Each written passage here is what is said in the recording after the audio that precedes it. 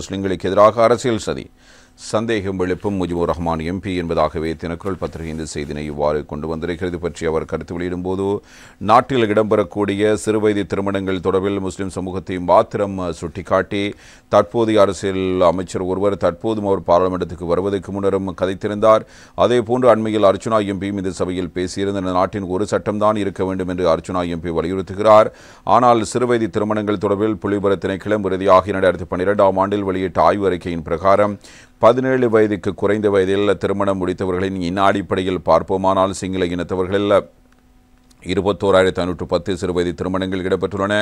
அது 169%. இலங்கை தமிழ் இனத்தவர்களில் 3,925 சிறுவயது திருமணங்கள் இடம்பெற்றிருக்கின்றன. அது 113%. மலையக மக்களில் 1,312 சிறுவயது திருமணங்கள் இடம்பெற்றுள்ளன. அது 108%. அதே நேரம் முஸ்லிம் இனத்தவர்களில் 4,321 சிறுவயது திருமணங்கள் இடம்பெற்றுள்ளன.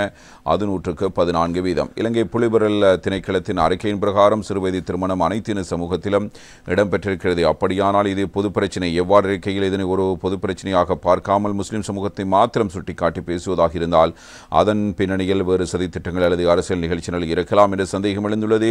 அதே இந்த நாட்டில் ஒரு சட்டம்தான் இருக்க வேண்டும் என அர்ச்சுனா எம்பி தெரிவித்திருந்தார். இந்த நாட்டில் பல இன மக்கள் வாழ்கிறார்கள். அந்த இனங்களுக்கு தனியார் சட்டங்கள் இருக்கின்றன.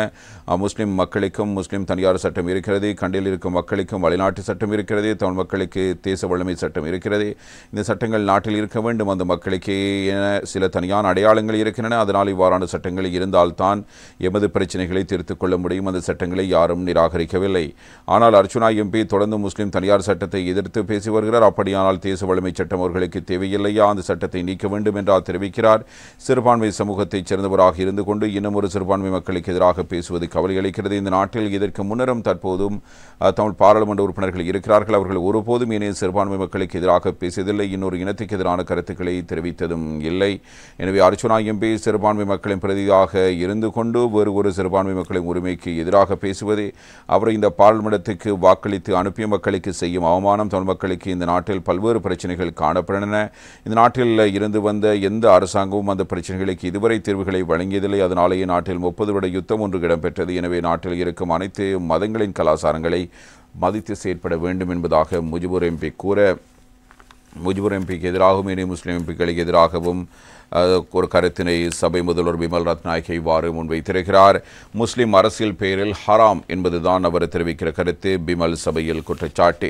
தேசிய மக்கள் சக்தி அரசாங்கம் இனவாதத்துடன் நடந்து கொள்வதில்லை என்றும் எந்த சட்டத்தை திருத்துவதாக இருந்தாலும் முறையாக ஆலோசனைகளை பெற்று நாங்கள் அதனை செய்வோம் என்பதாக அவர் குறிப்பிட்டிருக்கிறார். பிமல் ரத்நாயக் அவர்கள் கடந்த ஜனாதிபதி தேர்தல் மற்றும் பாராளுமன்ற தேர்தல் நாங்கள் அனைவரும் ஒன்றாக வாழ முடியும் என்பதனை பருத்தித்துறை முதல் தேவேந்திர முனை வரையில் மக்கள் ஆணை வழங்கி உறுதிப்படுத்தியிருந்தார்கள். இதனால் இந்த மக்கள் ஆணையை புரிந்து கொண்டு நடந்து கொள்ள வேண்டியது எமது உரிமை. எமது மகளிர் விவகார அமைச்சர் சரோஜா போல்ராஜ் தொடர்பில் முறையற்ற வகையில் அரசியல் விமர்சனங்களை முன்வைக்கிறார்கள். இதனை நிறுத்த நடவடிக்கை எடுக்குமாறு நாங்கள் முஸ்லிம் புத்திஜீவிகள் முஸ்லிம் மத தலைவர்களிடம் கேட்கிறோம். நாங்கள் அரசியலுக்காக எவ்வித இனவாதம் மதவாதத்தை கையில் எடுப்பவர்கள் அல்ல. இப்போது பாராளுமன்றத்தில் உள்ள பெரும்பாலான முஸ்லிம் எம்பிக்கள் முஸ்லிம் மக்கள் மீது அதிக அளவில் தாக்குதல் நடத்திய சகல அரசாங்கங்களிலும் அமைச்சு பதவிகளை வகித்திருக்கிறார்கள். அதனால் நாங்கள் ஒருபோதும் வாக்குகளை எதிர்பார்த்து மதவாதத்தில் ஈடுபட்டதில்லை. எமது கட்சியில் உள்ள மிகவும் பெருமதியான ஒருவரே சரோஜா போல்ராஜ். அவர் கருப்பு ஜூலையில் பாதிக்கப்பட்டவர். அவர் சகல இன மக்களுடன் இணைந்து பணியாற்றி இன்று சிறந்த தலைவியாக இருக்கிறார். எமது ஜனாதிபதி பதவிக்கு வர முன்னர் ஜமீத் உலமாவை சந்தித்து முஸ்லிம்கள் தொடர்பான தனியார் சட்டங்கள் உள்ளன. இதன்படி இஸ்லாமிய சட்டங்களை மாற்றுவதென்றால் அது தொடர்பில் சகல தரப்பினருடன் கலந்துரையாடிய நடவடிக்கை எடுக்கப்படும் என்பதை உறுதிப்படுத்தி இருக்கிறார்.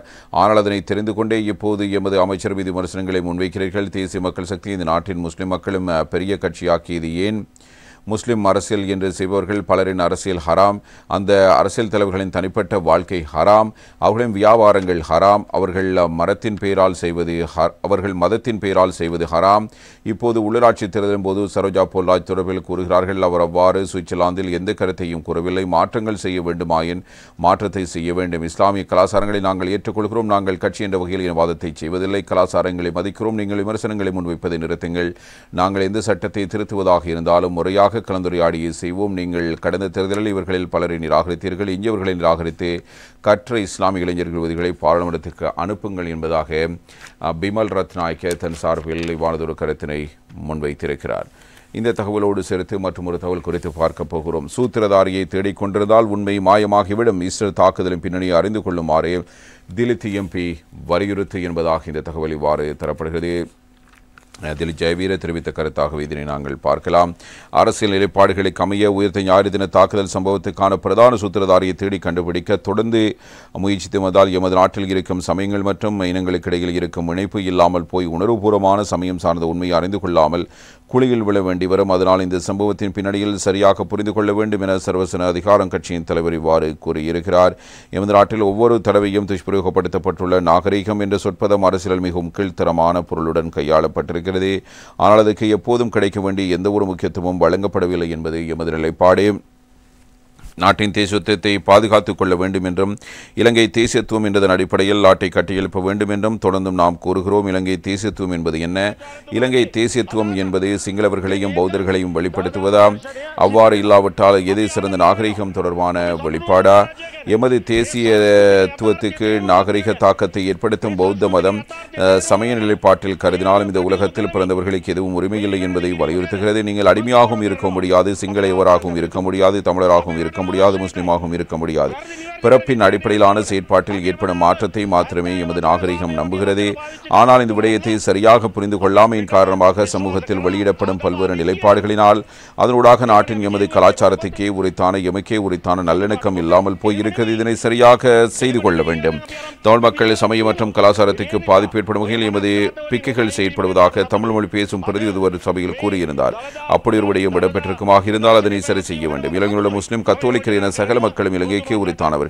இதுவே எமது நாகரிகத்தின் அடையாளம். இணைய சகல சமயங்களும் எனது நாகரிகத்தை மாற்ற மதிக்கின்றன. எனவே எமது நாகரிகம் தொடர்பில் வெளிப்படையாக பேசுவதற்கு வெட்கப்படுவது தீய விடயம். அரசியலின் காரணமாக இதனை தவறாக புரிந்து கொண்டவர்களை தெளிவுபடுத்துகிறார்கள் என்பதாக திலித் ஜெயவீர கூறுகிறார். இந்திய பிரதமர் நரேந்திர மோடி ஊடக நேர்காணல் ஒன்றில் அவரின் தேசத்தை பற்றி உற்சாகத்துடன் பேசுகிறார். சமய இன பேதமின்றி நாட்டுக்கே உரித்தான கலாச்சாரத்தினால் தோற்றம் பெறுவர்களே கலாச்சாரத்தை பின்பற்றும் நாங்கள். மார்க்சிசவாதம் தோல்வியடைந்து விட்டதே, கலாச்சாரத்தின் யதார்த்தத்தை ஏற்றுக்கொண்டுள்ளதை நாங்கள் பகுவுடன் ஏற்றுக்கொள்கிறோம் என்பதாக திலித் ஜெயவீர இவ்வாறு கருத்துக்களை முன்வைத்திருக்கிறார். சபையில் அவர் தெரிவித்த கருத்து இவ்வாறு தரப்பட்டிருக்கிறது.